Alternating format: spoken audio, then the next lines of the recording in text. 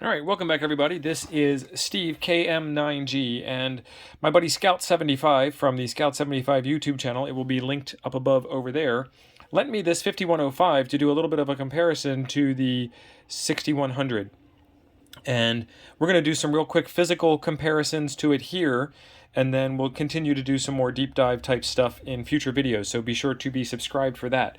Right off the bat, they look like they're very similar in size. It looks like the 5105 might be a bit smaller, and then you go into this dimension here, and the 5105 is a little bit taller. So it really just depends. Let's get some better lighting there. It really just depends on which measurement you're talking about. So the 5105, let's get out my trusty calipers here, and we'll set these for inches because I'm an American and I do things in inches. And we'll zero that out. So it is, let's zero it because it's not negative. Negative 0. It's negative 0. Okay, so the 5105 is 3.71 inches in height, 3.42 without the heatsink on the bottom, and then thickness is 1.87, and then this caliper doesn't go wide enough to get me the width of either of these two radios, so we will use this handy dandy desk mat, stick it down in the corner, and we're coming out to about 6.5 inches in width for the 5105. For the 6100, we are looking at a height of 3.23, and we're looking at a thickness of 1.92, and then again to the desk mat for measurement, we're looking at 7. So there's your height, width, and depth for both radios. Let's check out the weight of the radios. Turn on the trusty scale. All right, so the radios together weigh, that's not the number you were looking for. They both come with the same handset, microphone, and cord. Exactly the same. So that's going to be the same measurement. 1 pound, 13.8 ounces for the 6100, and 2 pounds, 0.4 ounces for the 5105. So the 6100 actually weighs a little bit less, which is pretty interesting. Let's take some subjective measurements here. This has got some plastic edges on the outside. Hopefully they will make these replaceable. I have seen these in 2 different colors out in the wild already, and I'd like to get the other set of colors, or maybe even have some custom 3D printed colors. But if you look at this compared to the XPA 125B, you can tell that Xiegoo's working on some brand language here, because this ridged edge is the same as what is on the XPA 125B. So I think that they're going somewhere with that. This screen has a screen protector on it. This screen has a screen protector on it, so there's a win for both columns there. This one doesn't have a heatsink. It does have some fins built into it on top and bottom. This one has a heatsink that's been attached to it. In a future video, we'll tear this radio apart and see what it looks like inside. But I do like the fact that this one has a more industrial design flow of heatsink than this one here does, which looks like this. They just bought this at a store and tossed it on. I'm sure they didn't, because there's some custom mounting screws and things like that, but that's what it looks like. And it's kind of reminiscent of what the Elecraft radios did, where there's heatsinks that you can add on to them.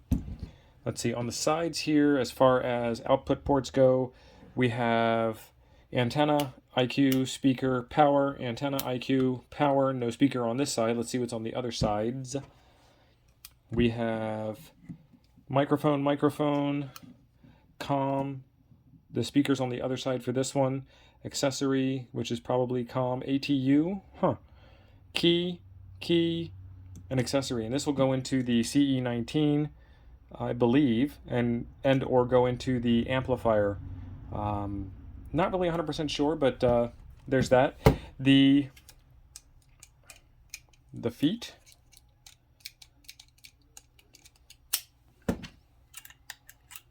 Yep, they're both feet. They both do the same thing. Let's see what the angle of attack.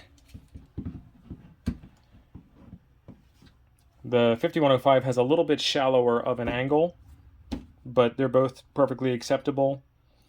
And then usability, after you use these for a couple of sessions, they're going to have kind of the same feel to them in your memory. You're just going to, all right, I need to tune, so I hit the tuner button. All right, I need to tune, so I hit the tuner button. You're going to know where they are after you use them for a little while. These buttons feel a little softer. These have a nice click, a nice response that indicates that you've done the thing.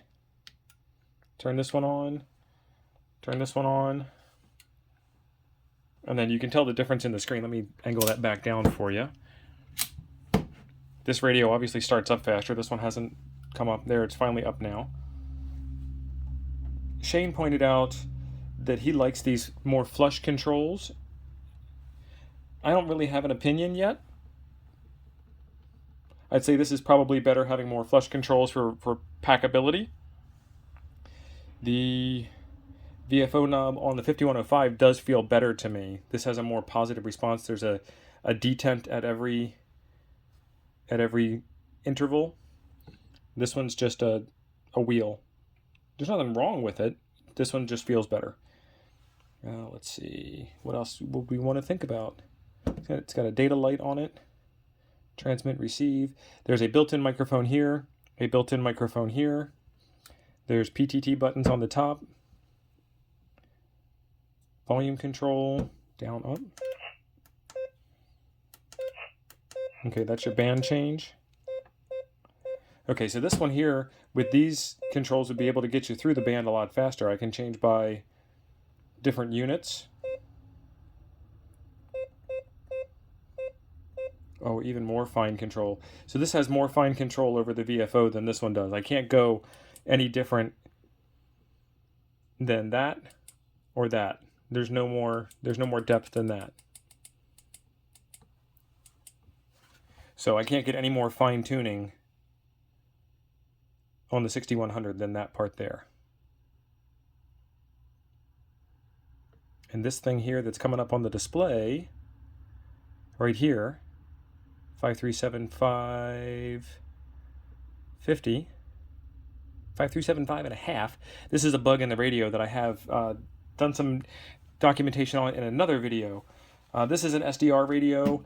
I don't know about the internal guts of this one. Like I said, we will dig into this one here and find out inside what this actually is. All right, that's a quick overview of the physical differences between the two radios.